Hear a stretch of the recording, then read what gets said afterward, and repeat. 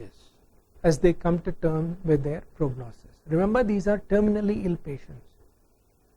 They go through 5 stages of coming to terms with their prognosis: denial, anger, bargaining, depression, and finally acceptance. 5 stages.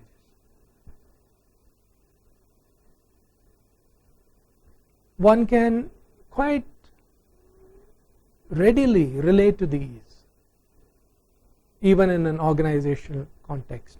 Let's look at something similar to these findings. Let's look at what is called a Gestalt approach to individual and organizational change. This Gestalt theory, it originated with Fritz Perls, who was interested in the here and now. This Gestalt approach has less to do with talking and more to do with action. This approach also uses a cycle of experience to map how individuals and groups enact their desires, but more often than not, how they block themselves from completing the cycle. Very important. What does this cycle look like? Earlier we talked about the 5 reactions from anger and depression and so on. The Gestalt approach also talks about stages, the first being sensation and awareness. So this is where those who are affected by an external happening, it could be an e-government solution being implemented in an organization. So individuals, they seek information, they become aware through gathering of information, through sharing of information, through reviewing of past performance, through environment scanning and so on. So they become aware. Once they become aware of what is happening with this force which is bringing about change, it moves to the next stage: energy and action. This is where individuals mobilize energy, or rather they attempt to mobilize energy and interest in ideas and proposals, either supporting the ideas or fighting these ideas, identifying and experiencing differences and conflicts of competing interests and views, supporting one's own position, seeking extra participation. So once they become aware of a situation, a change force, they start getting involved in it positively or negatively. There is action. And there is further reinforcement in the next stage called the contact, as per the Gestalt cycle.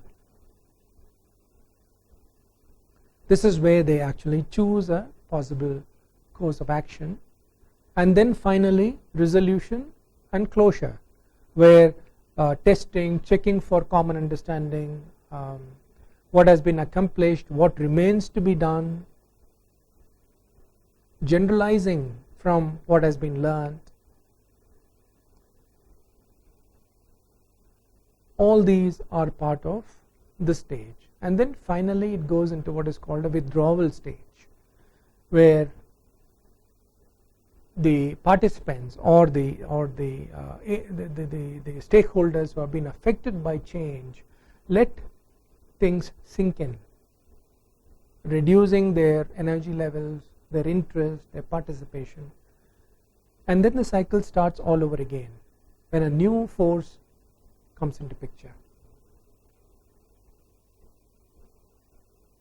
It's very important to understand from both the Kubler-Ross or from a Gestalt perspective that people go through these phases when change is introduced.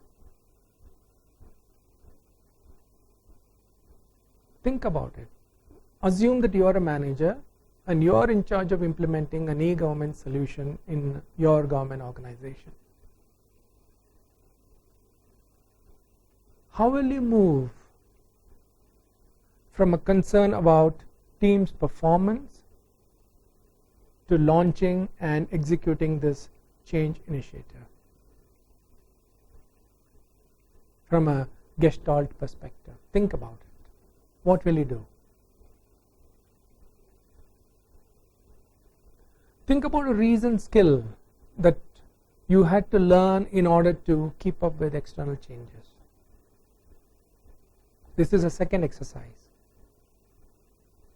Once you have thought about the e-government exercise, think about this new one that I am talking about now. So you have picked up a new skill. It could be, since we are on the subject of e-governance, let's talk about ICT. This could be installing a new piece of software.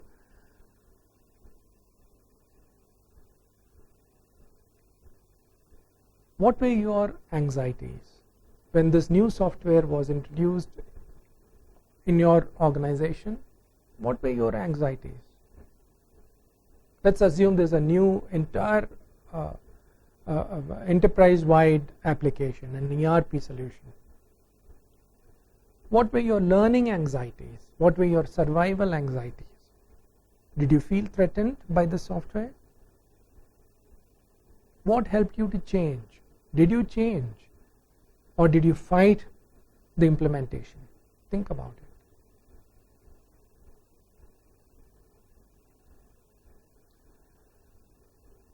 it. In summary, we have been talking about individual change.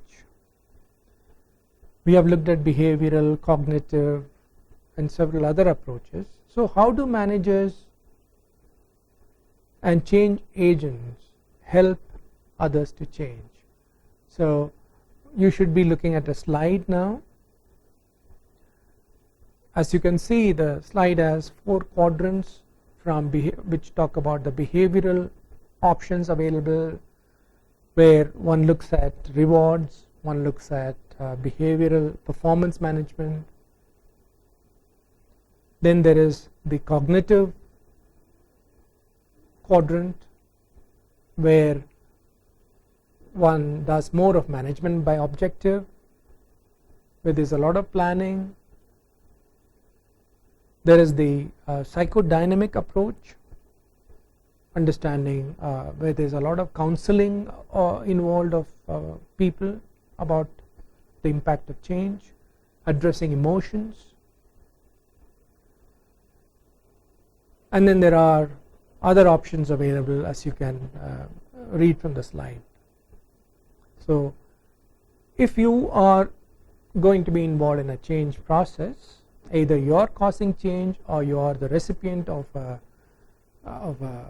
change initiative at the receiving end, keep this in mind, that these are the various options available for either supporting or promoting the change initiative. Break.